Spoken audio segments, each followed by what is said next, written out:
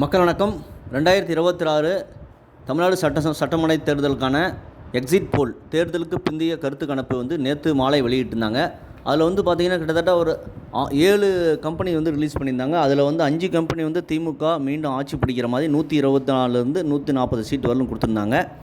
ஒரே ஒரு company times now JVC அப்படிங்கிறது அதிமுகவுக்கு கிளியர் மெஜாரிட்டி கொடுத்துருந்தாங்க. கிட்டத்தட்ட 145 சீட் அப்படி பிடிக்கும் அப்படின்னு சொல்லி கொடுத்துருந்தாங்க.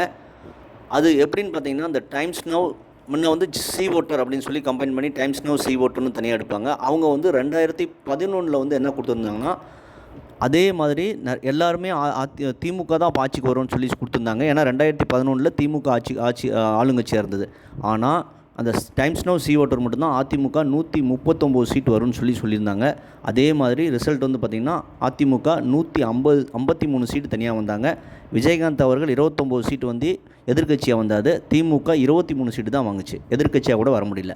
அந்த சி ஓட்டரோட ஒன்று சி ஓட்டரோட எக்ஸிட் போல் மட்டும்தான் சரியாக இருந்தது.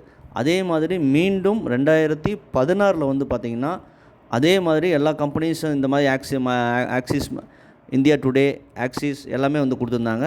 அதே மாதிரி சி ஓட்டர் ஒரு கருத்து கணிப்பு கொடுத்துருந்தாங்க. அவங்க மற்ற கருத்து கணிப்பு எல்லாமே திமுக தான் 120லேருந்து 140 சீட் இதே மாதிரி பிடிக்குன்னு சொல்லியிருந்தாங்க. ஆனால் அப்போ ஜெயலலிதா அவர்கள் ஏடிஎம்கேவுக்கு மிகப்பெரிய ஒரு எதிர்ப்பாலே எதுவுமே இல்லை. அப்படி இருந்தும் கூட எல்லாம் திமுகவுக்கு தான் சாதகமாக கொடுத்துருந்தாங்க. அதே சி ஓட்டர் தான் ஏடிஎம்கேவுக்கு 139 சீட் வரும்னு சொல்லி கொடுத்துருந்தாங்க.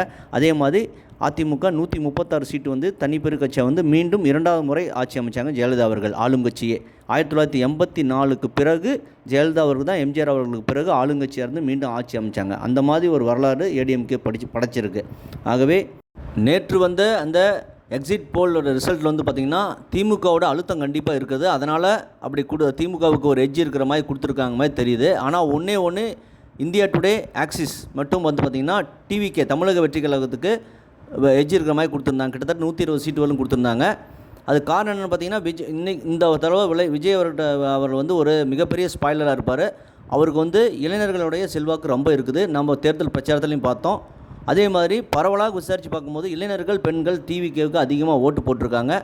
ஒருவேளை அவங்க சொல்லியிருக்கும் போது உண்மையாக இருந்தால் அது கண்டிப்பாக நடக்கிறதுக்கு வாய்ப்பு இருக்குது. அதே மாதிரி பார்த்திங்கன்னா திமுகவுக்கு மிகப்பெரிய எதிர்ப்பு இருந்தது ஃபீல்டில். நாம்ளே நிறைய அமைச்சர்கள் மக்கள்லாம் பிரச்சாரத்தப்போ விரட்டி அடிக்கிறத நம்ம பார்த்தோம். சோசியல் மீடியாவில் நிறையா பரப்புனாங்க.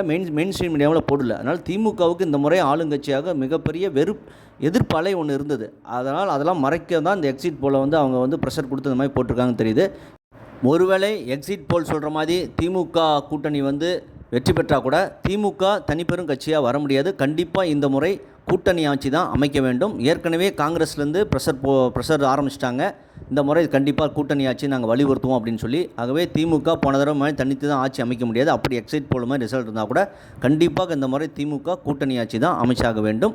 அதுதான் திமுகவுக்கு ஒரு மிகப்பெரிய அழுத்தமாக இருக்க போகுது. எது எப்படியோ மே 4 நமக்கு உறுதியான ரிசல்ட் தெரிஞ்சுவிடும். அதுவரை காத்திருப்போம். உங்கள் கருத்தை கமெண்ட் பண்ணுங்கள். சேனலை ப்ளீஸ் சப்ஸ்கிரைப் அண்ட் ஷேர் பண்ணுங்கள். நன்றி, வணக்கம், ஜெய்ஹிந்த்.